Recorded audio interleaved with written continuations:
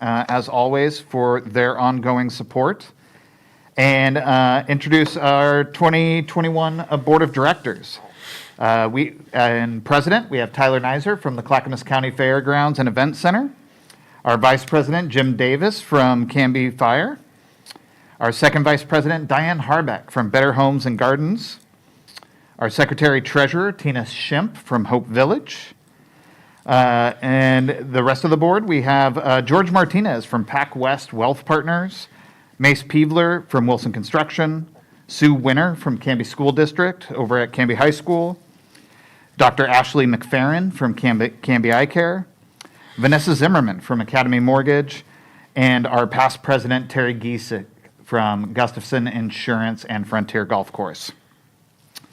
A couple of announcements before we open up the conversation with Dr. Stone. First off, the City of Canby and Canby Fire are hosting a park cleanup this Saturday from 8 a.m. to 1 p.m. at Eco Park. They're inviting volunteers to join them and get those trails cleaned up and get that park safe and ready for folks to use. The weather's been beautiful lately. It's a great time to be outside walking those trails.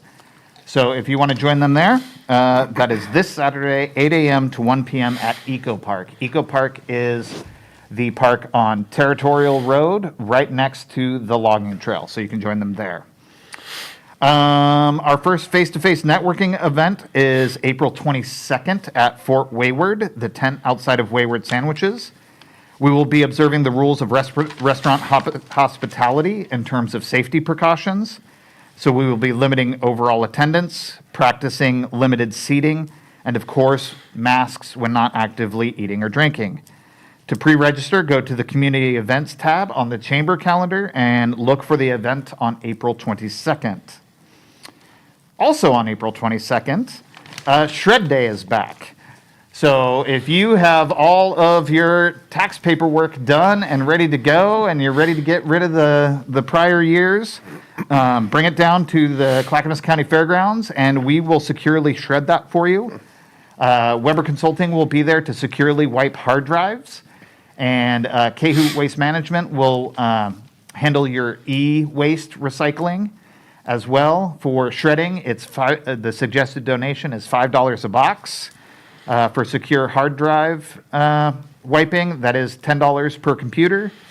Canby Police will be there to safely recycle your old prescriptions. Canby Lions Club will be there to recycle your eyeglasses and your old cell phones. So a lot of opportunities to declutter the home and make some space.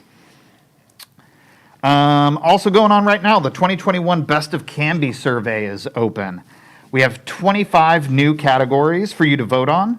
So go to the Chamber's homepage, and the first image you see on the homepage will be a link to that survey.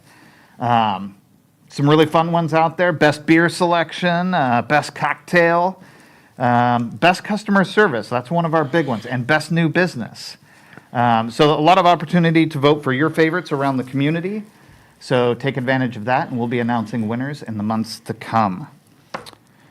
So that's basically what I got going on right now. So I'd like to open it up to our speaker for today, Dr. Sean Stone from Providence Willamette Falls Hospital, where he works as a physician in the emergency department. Mm-hmm. In addition to his work at the hospital, Dr. Stone serves as the medical director for Canby, Molalla, and Colton fire districts. Mm-hmm. So thank you, Dr. Stone, for taking some time to be here. Again, joining us, it's probably been, I think it was August when we met last. Yeah, thank you for having me back. I'm happy to be here. Not a problem. Want to open it kind of right up. Clackamas County COVID positive cases are up, mm-hmm. And Clackamas County may be put back in the high category if the numbers don't come down. Are you seeing any critical trends that are affecting this rise in numbers? Well, we certainly were enjoying for a short period of time a decline in numbers mm-hmm. after the Christmas holiday. We saw the spike after Thanksgiving, a spike after Christmas, and then it started to slow down after New Year's, and we started to get into safer zones again. And really in March, we started to see an increase in numbers, and that was certainly reflected in my experiences in the ER as well, just as being a one canary in the coal mine, so to speak. Right. It got concerning last week. We got up to 548 cases in a single day, I believe it was, 521, and that was just a few days ago. Right. It's improved. The numbers have gone down again yesterday, 248 new cases. So that's statewide numbers, not just for the county. Right. So there's some undulation, there's some up and down. The trending upward was getting quite alarming for my colleagues and I. We definitely took notice. I think in terms of contributions, I think there's a lot of contributions. I think for one, there's a lot of data coming out right now at the national level that scholastic athletic activities and club athletic activities for children are probably contributing to a large reservoir of contacts and spread of the virus, which makes sense. A year ago, most athletic activities in this country were completely stopped. Right. Most leagues were stopped and closed down and postponed. And I've seen this with my own children where their athletic events have come back. One of my daughters just finished her soccer season and they completed with, I think of one exception, one game that got canceled for COVID reasons. All the other games were actually played. And that seems to be a reasonable reservoir to be suspicious of, especially since we're also talking about the least vaccinated crowd in the nation, a completely unvaccinated crowd in the nation. I think there's fatigue. I think some folks have been at this for a period of time that is starting to stretch their willingness to participate. People cut corners. That's a human trait that everybody has. Some people are just a little more disciplined than others about giving into that impulse. So I think it's multifactorial. I think we're getting into nice weather again. And I think people have been traveling more. I know anecdotally my experience is that the people that I interact with, some of them have been comfortable traveling, going places for spring break and such. So I think it's multifactorial. I think there's more exposure opportunities taking place because people are letting their guard down, unfortunately. Right. I think in my, anecdotally as well, right, and not necessarily data-driven, is that I feel like people are feeling that vaccinations are starting to penetrate deeper and deeper into the community, and so that is causing a feeling of security and safety that maybe is a little bit in front of where we actually are. I think it's a great preventative measures. Yeah, I think it's a great point. I think it's also well stated. We all suffer from this, myself included. There's a certain amount of fear that was shed for those of us that have been fortunate enough to get vaccinated, fully vaccinated already. I know from my colleagues' conversations with me, we definitely have let our guard down a little bit just in our own fear, and not in our behaviors. We're still trying to be, of course, professional in that regard. But I think that's human nature. You start vaccinating a larger number of our population, and people are definitely going to let their guard down and take that for granted. And we're not there yet. We have not achieved herd immunity, as the term which often gets thrown around. Right. We're nowhere near that. I think we're looking at 30% nationally numbers right now, which is great compared to where we were a year ago. Right. But there's some work to be done before we can let our guard down. Yeah, excellent. So while the numbers are generally increasing, are you seeing an increase of COVID cases at the emergency room? Can you kind of give us a general idea of where you see capacity and availability in the coming weeks? Because that is a metric by which, right? So there's no doubt we've seen more cases in the ER. In fact, it was alarming to my colleagues and I just a couple of weeks ago when we were talking with one another regularly about this because we had seen a lull for a short period of time and we just saw this big spike. As far as capacity in the region is concerned, that's a complex question because there's multiple factors that go into regional hospital capacity to deal with any type of epidemic or any type of surge in patient care needs. Some of it is that we are also simultaneously experiencing a massive growth of the Tri-County area. There's a huge influx of people moving to the area. The hospital systems in the area have not built in accordance with that and expanded their bed coverage. And then on top of that, you've got an epidemic taking place. So that's a pretty bad combination of events in terms of giving us access to beds. Fortunately, the number of hospitalized people for COVID have gone down, and fortunately, the hospital systems in the area did do a good job of responding to the COVID epidemic and created space in their hospital systems for these patients. And so lately, we still have enjoyed good access to dedicated COVID floors, dedicated COVID wards, and COVID care for the patients who have COVID. Yeah. And that's fortunate that we still have that ability. I think if we see a fourth surge, we're going to again be taxing the medical system in a very dangerous way. And that's going to lead to canceled surgical cases, delayed surgeries, Right. delayed care for even emergent conditions like we've seen very briefly at times in this area during the worst of the prior surges. Yeah. That's one of your earlier comments. That's kind of fascinating that's something that I would never take into account is the influx of people to the region and hospitals' ability to grow and expand in a way that keeps up with that population growth. We talk a lot about the real estate market and chamber business economy world, right? But to actually kind of latch that and weave that in with the health system, it's a consideration that I don't think many of us actually put two and two together. I think that's unfortunate, and it's true. I think there's been very little pressure put on the hospital systems in the region to allocate the significant funds that it takes to expand the number of beds that they have. But we've known for years that we were expanding in terms of our population. This is not a new phenomenon. It's been going on for, you could argue, well over a decade. So it's easy to forecast what the needs are going to be. It's a different story to get hospital systems to commit the funds to build additional beds in hospitals for patients. Right. Kaiser, to their credit, as a regional big player, did build an entire new hospital, so they have added beds to the region. Yeah, that's fantastic. Yeah, it'll be interesting because with the census coming out, right, there will be actual kind of maybe hard, firm data to make that argument even more clear, or that disparity, that gap. Oh yeah, and with a little luck, we'll see the other big players in the area expand the number of beds. We need to. It's an overdue element of just creating a safe infrastructure for the communities, and the more pressure is put on the hospital systems to do that, they'll do it. Yeah. But it's going to take a little bit of pressure, I think, before they'll commit. Interesting. All right, back off the economy of medicine. Yeah. What should people do to keep numbers under control? Like, do you have any advice in terms of behavioral? Well, yeah, I think it's really don't abandon the entire game plan yet. We're in the fourth quarter. We're not out of the game yet, and Right. we haven't won the game yet. And there's still a chance to completely lose that opportunity to win this endeavor against this epidemic.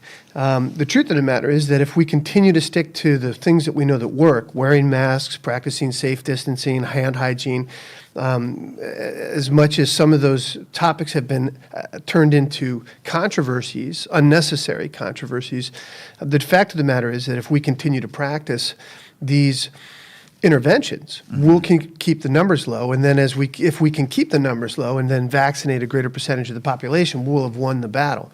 Right.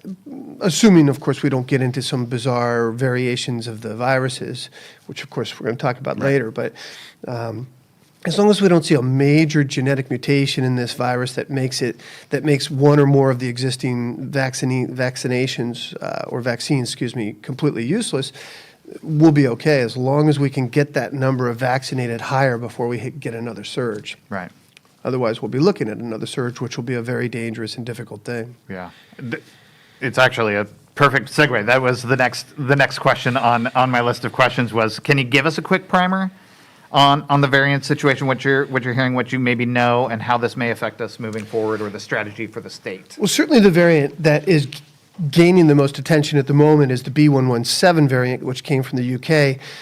It's, depending on which scientific paper you look at, it's roughly 100 times more infectious, and initially there was concerns about whether it was more lethal, and it does look like it's more lethal as well. This is now present in every state in the nation. This is a major problem, this particular strain. It's probably responsible for the fourth surge risk that we're facing almost entirely as the causative agent of that fourth surge risk. And it's quite a concern because it's spreading at a far greater rate than we are inoculating people. So I think that's probably the biggest one to be concerned about. Right now, the data that we currently have as of this moment is showing that there's no vaccine resistance among these variants of any significance. But viruses mutate at a much more rapid rate than human beings do. Right. Every DNA-based form of life on the planet mutates. You and I both mutated when we were embryos inside of our mother's wombs. We had mutations that took place spontaneously as a part of our normal genetic evolution inside the womb of our mothers.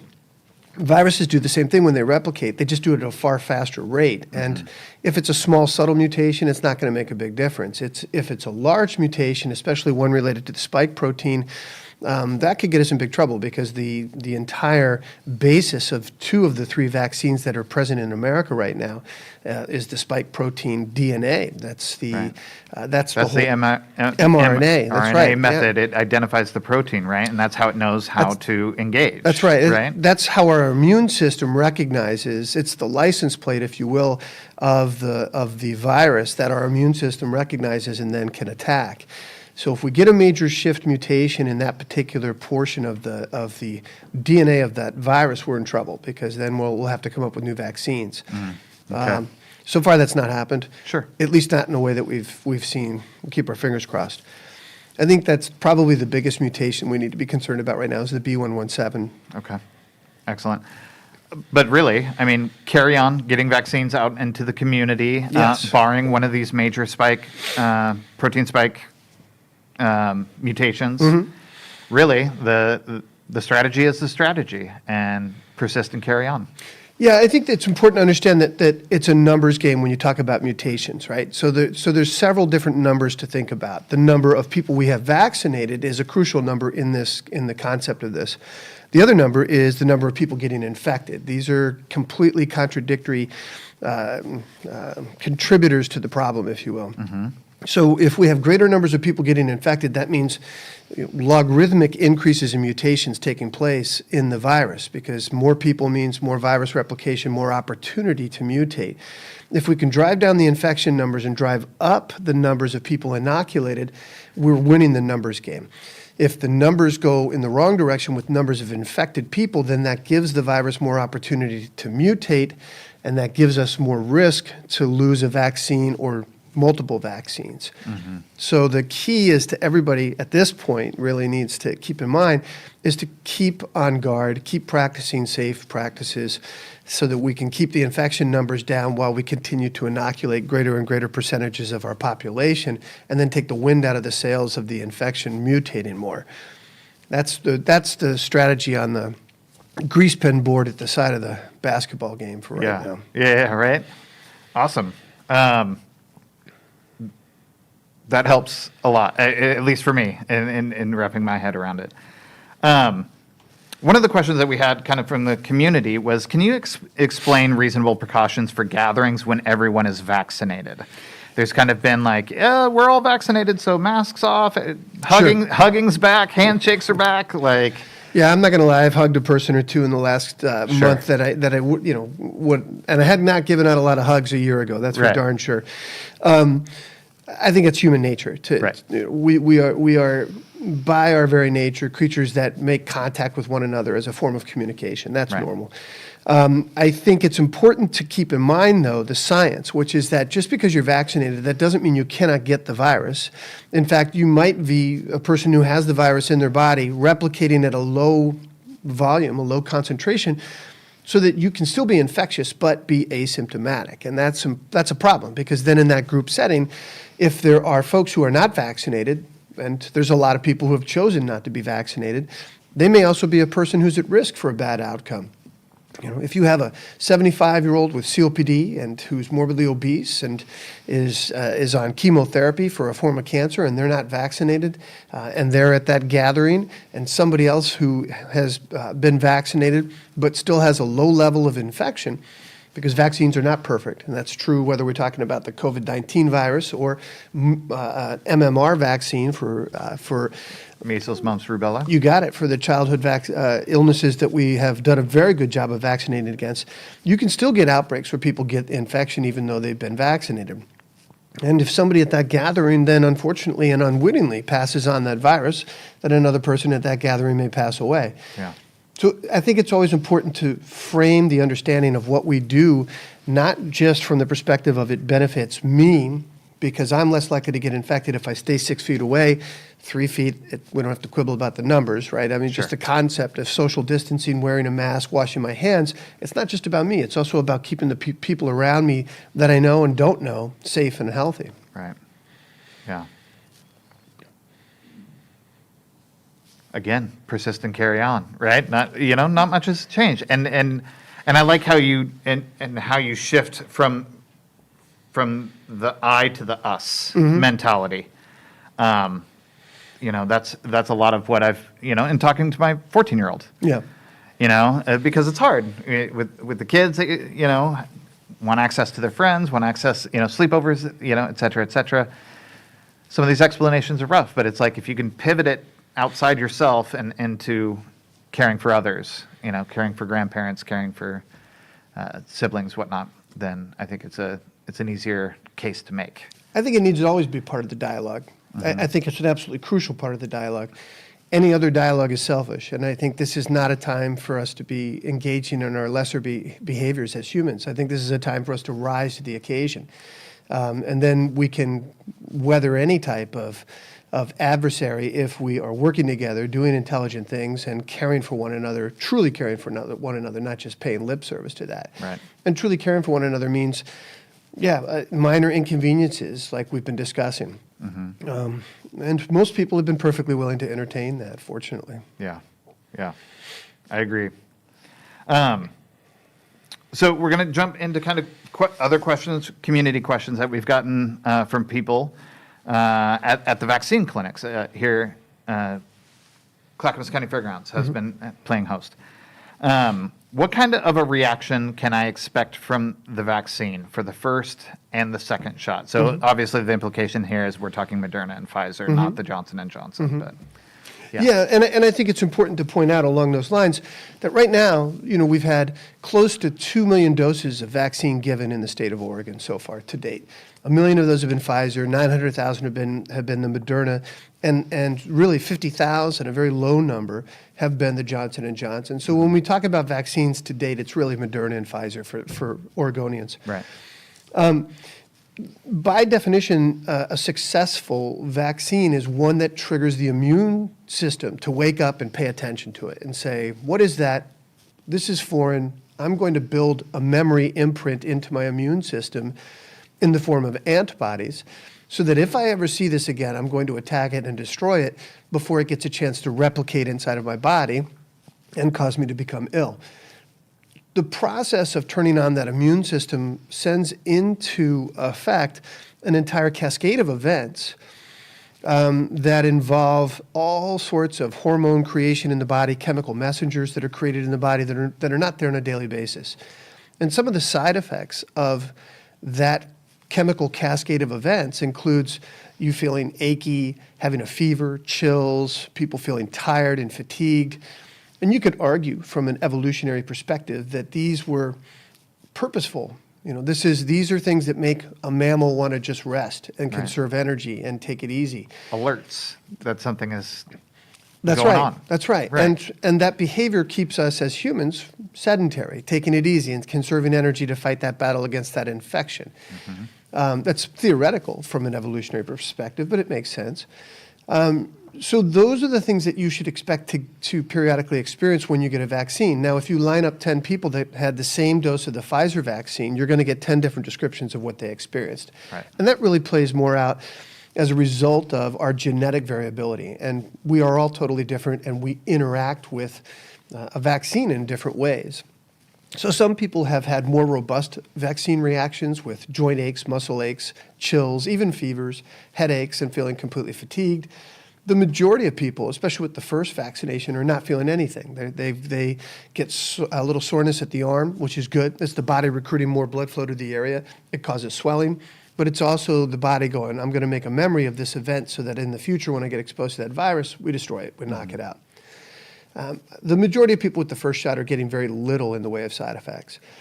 We did see a pretty impressive number of people get typical vaccine reactions with the second shot. And that makes sense too, because that goes back to what I was saying just a second ago. The body did recognize it. It said, remember this adversary.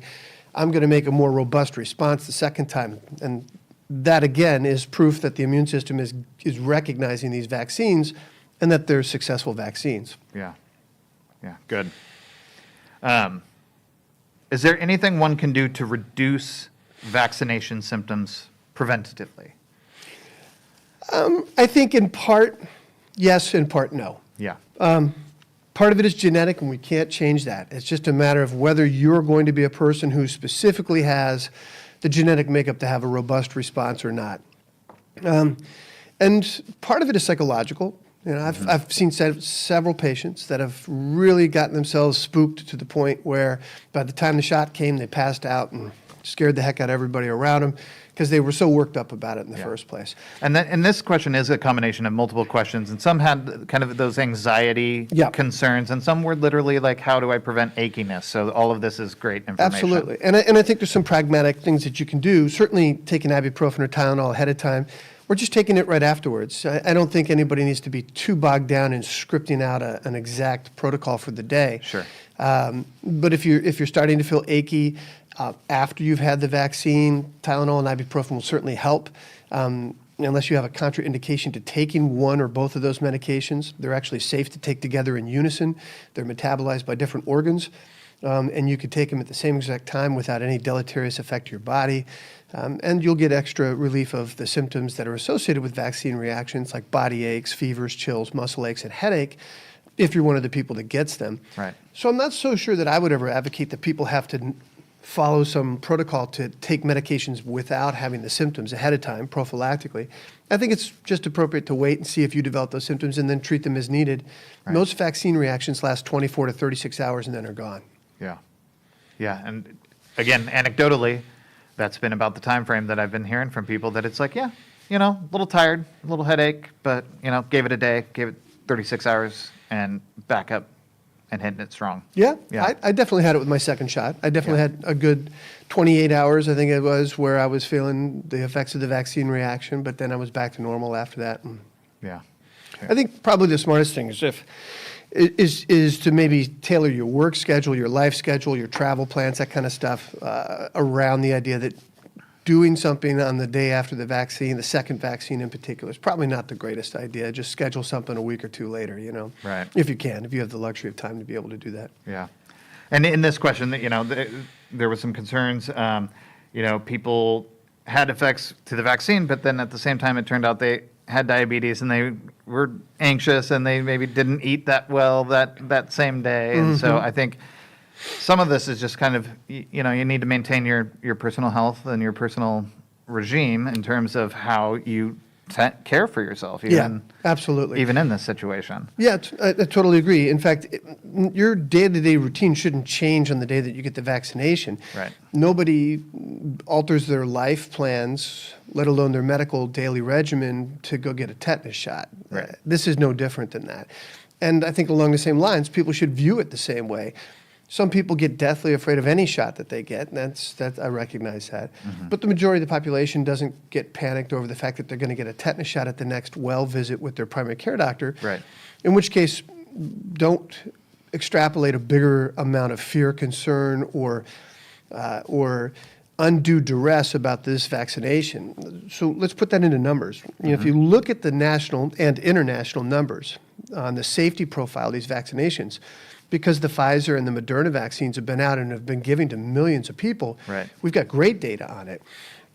The number of people that had severe allergic reactions to the Moderna vaccine was 2.5 per million doses administered. So 2.5 out of a million people, 2.5 people got a serious allergic reaction. Well, if you compare that to a pragmatic day-to-day risk that most people will understand, let's look at peanut allergies. Peanut allergies are nothing to make slight of, and, Right. and I'm certainly not doing that. No. But the incidence of severe allergic reactions to ingestion of a peanut or peanut-based material is 2.5 per 100 people. So it takes 100 people to generate 2.5 that will get a serious allergic reaction when consuming a peanut. That's a 10,000 greater risk, 10,000-fold greater risk than 2.5 per million people Right. who get a dangerous allergic reaction to the Moderna vaccine. And most people, if you ask them, would they be nervous about eating a peanut, wouldn't hesitate unless they knew they already had a peanut allergy. Right. So I point that out as a real world, real life, metaphor, a comparison that I think most people can relate to. I don't think people need to be as fearful of the vaccines as the hysteria around them has unfortunately created Yeah. an increased amount of anxiety, unfortunately. Right. And I think that was a great comparison, and just simply in terms of scale. Right. We're not saying peanut allergies and vaccine allergies are right one greater than the other. It's Right. just simply a matter of scale. Absolutely. And that puts that into perspective, because look around your community and Yeah. take stock Absolutely. of peanut allergy Yeah. within your community. Yeah. Absolutely. And people take responsibility for that when they have that allergy and are cautious. But Right. you're 10,000 times more likely to have a bad outcome eating a peanut than you are getting the Moderna vaccine, and that Right. helps frame it in the proper context. Yeah, awesome. We actually kind of answered that one in terms of anxiety related. Second dose, why does it cause more of a reaction? We've kind of covered that. Circling around to Johnson & Johnson in terms of its numbers not being quite as effective as the Moderna or the Pfizer. What should people know about the Johnson & Johnson vaccine, and if that is their opportunity to get the vaccine? Sure. I think it's important to understand that in a setting like this, in a non-scientific setting, in a non-scientific forum, the regular general media, trying to explain medical studies often gets muddied, and it becomes misquoted, and a lot of times it leads to misrepresentations of what the statistics of a particular study showed. The Johnson & Johnson vaccine, when you look at the study, was not done the same way that the Moderna and Pfizer studies were, because they were asking different questions. The methodology was different. Well, the study questions were different. Okay. So I think ultimately a study is always done to answer a question or a group of questions. And when the Pfizer and Moderna studies were done, they were done very similarly. The endpoints for all three of the vaccination studies were, number of people who will have fatal outcomes after exposure to the virus after they've been fully vaccinated, number of people hospitalized after fully vaccinated with either of the vaccinations. These are, of course, the two most important endpoints, right? Hospitalizations, bad outcomes, and fatal outcomes. Right. When you compare the three vaccines through that prism, which is fatal outcomes and hospitalizations, they actually perform equally, which are the most important two endpoints that we want to focus on. When you look at anybody getting infected, that's where the Pfizer and Moderna vaccinations appeared to be superior, which is 94 to 95%, depending on which one of those two we're looking at, effective at preventing people from getting an infection with any visible symptoms. Now, that's not to suggest that the people who don't have symptoms didn't get infected, because we know that subclinical infections do occur. But the Pfizer and Moderna vaccines did appear to be superior at preventing symptomatic infections. But the Johnson & Johnson study didn't focus on that question in any depth or detail. It was much more focused on the other two important endpoints. So I think ultimately, everybody's goal with the vaccine is to stay alive and not end up severely ill or hospitalized with long-term consequences. And right now, it would appear that the Johnson & Johnson is just as effective. For the short term, some of this dialogue is moot because the current vaccines available in the state are predominantly Pfizer and Moderna. Right.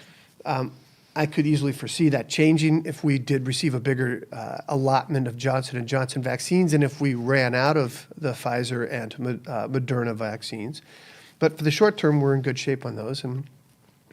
But I would say, just like Dr. Fauci has suggested, if you get an opportunity to get one of them, don't quibble over which one it is, get it. Right. Because it will afford you the protection that you are looking for ultimately, which is survival with a good outcome. Excellent. Okay.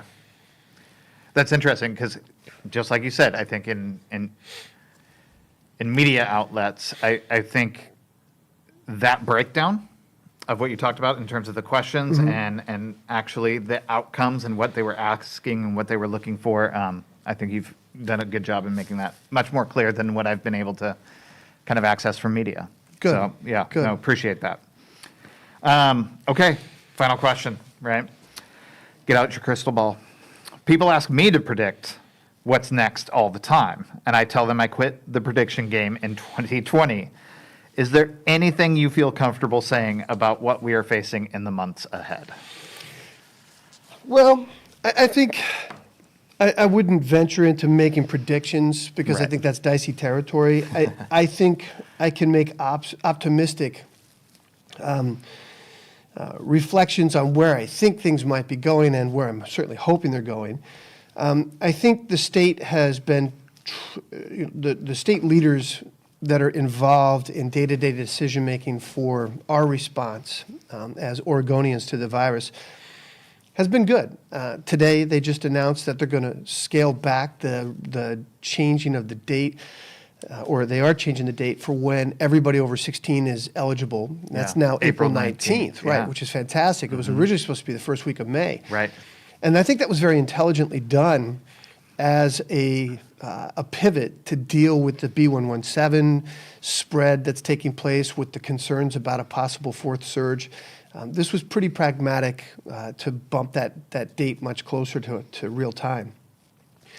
As long as we continue to stay flexible in our public health approaches, and as long as we can continue to get the vaccinations out to the general public, we're going to do okay. Yeah. The more we vaccinate that younger crowd, the more we're going to eliminate the reservoir. Because right now, 20 and younger is essentially an unvaccinated population within the nation. There's a handful of examples, people that are caregivers and that kind of stuff. But by and large, that's an unvaccinated pool. And that means reservoir for ongoing replication of the virus to continue to mutate and spread back out to the other people that may have had already been vaccinated. I think there's still enough concern and sober-mindedness in the general population, and I still see an awful lot of compliance with masks and other sensible public health measures. So I'm cautiously optimistic that we're going to keep the numbers at bay and allow the vaccine distribution to continue so that the numbers of vaccinated people are going to continue to increase. And because of that, I'm cautiously optimistic that we're going to get through the summer and start to finally see, hopefully, a further return to normal life in the pre-COVID era. Yeah. I think most people have very pragmatically said we're never going back to where we were before COVID, unfortunately, not completely returning to that. Yeah. But I do see more things opening up, and I see a lot of effort to try and open up more of the social gathering places in our state, which we all dearly miss. Right. And I think we can continue to creep back towards normalcy, and probably will, barring an unforeseen mutation in the virus. I think we're actually headed in the right direction, and I'm optimistic because of that. Awesome. Actually, this made me think of one more question that just maybe you could give a quick update. I don't mean to throw you a curveball, but are you beginning to see, just because I have a child under 16, are you beginning to see studies in terms of younger than 16 Yes. and vaccinations, and is that research coming along? There's no question that research is coming. There's a couple of interesting areas in research, and I think the most important one is exactly this one. So Moderna is currently in the middle of a program, a research study that is geared towards children 12 to 16. Okay. And it's showing quite a bit of early promise, and it probably will enable that age group to now enter into the eligible pool for vaccine recipients. And now, if we can whittle that number further down, all the better. Right. Because again, the more we shrink that reservoir, the better off we are as a nation, as a world. Yeah. And I think you'll continue to see studies as we see that, okay, it's safe in 12 to 16. It just makes sense then to look at, 1 to 12 as another age group. And we've been vaccinating that age group for decades safely for all sorts of other maladies. So it makes sense to continue to push the envelope in that direction for the purposes of public health. Moderna will be the first one out the door with that preteen and teenage study. Pfizer is a research machine. They've got an enormous amount of resources for this purpose, and I'm quite sure that they're probably already doing the same. Yeah. And same thing with Johnson & Johnson. I can easily foresee this being a spread that we should anticipate and then embrace and get everybody vaccinated so that we can, that'll be the final step in really eradicating the virus and everybody getting back to life as normal. Yeah, and I think, I mean, really, even just bringing it down to 12, under 12, that's early childhood education. And I think parents, while it's still a hardship and it still changes the way we live, I think parents can handle early education. It's really when kids are getting into those teenage years, adolescence, and high school and beyond that that drive for school and kids back in school is really the heavy push. So, I mean, I think even if we can just kind of inch along and expand that age demographic eligibility, I think we'll begin to see a greater sense of relief, just culturally, kind of societally in the U.S., where we're feeling a little closer back to normal. Yeah, Yeah. I think unfortunately one of the biggest casualties, I think to me the two biggest casualties have been the removal of children from school, which I don't think was a bad idea at first. It was a necessary unpleasantry, unfortunately. But that's one of the first things that we should be focusing on restoring completely is getting kids back into schools. Right. There's a million reasons for that, and we don't have time to go into all of them. But it's a critical part of how the virus impacted normal life in this country. And the other, of course, was the isolation of the elderly population, which we've made a bigger dent in, I think, with the vaccine rollout because of all the things we've been discussing. Right.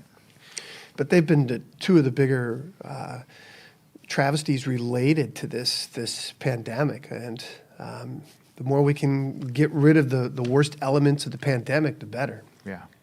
Yeah. Well, thank you for all of this, for sitting down with us again. Is there anything that I didn't ask or anything you'd like to shout out coverage-wise? No, I don't believe so. I just think everybody's got to keep their eye on the ball. We just got to stay strong for a little bit longer. We're going to get through this. We're already seeing some bit of normal life come back. Right. I've seen it around town, downtown in Portland. The restaurants were busy with all their outdoor seating, and there was a lot of energy that I had not seen in the last year, this past weekend. Yeah. I was down in the Pearl. It almost felt like pre-COVID. It was really nice. There was, Yeah. of course, everybody had masks on, and everybody was dining outside, and the weather was nice, so we could do it. But Right. it was a beautiful, tantalizing little glimpse of what we can get back to. And I think we just got to keep disciplined for a little bit longer so that we can achieve getting back to normal. Right. And I do feel like we're heading into the perfect season for holding on. Like it's a perfect season kind of for dining out, Yeah. Outdoor recreation, for being able to be active and out in ways that are safe. Right. And as long as we can kind of keep up precautions and it gives us many more months before we really head into, super wet, cold, dark season again. Right. Yeah. So timing wise, it's looking sunny. Yeah, absolutely. Yeah. But everybody stay strong. Wear your masks, wash your hands, distance, be sensible, and get vaccinated. That's the single most important thing right now. There it is. Thank you very much. Thank I you. appreciate your time. Yep, pleasure to be here. Thank you, folks, for joining us. Next month, we are working on having a face-to-face luncheon with following hospitality rules, and more on that soon.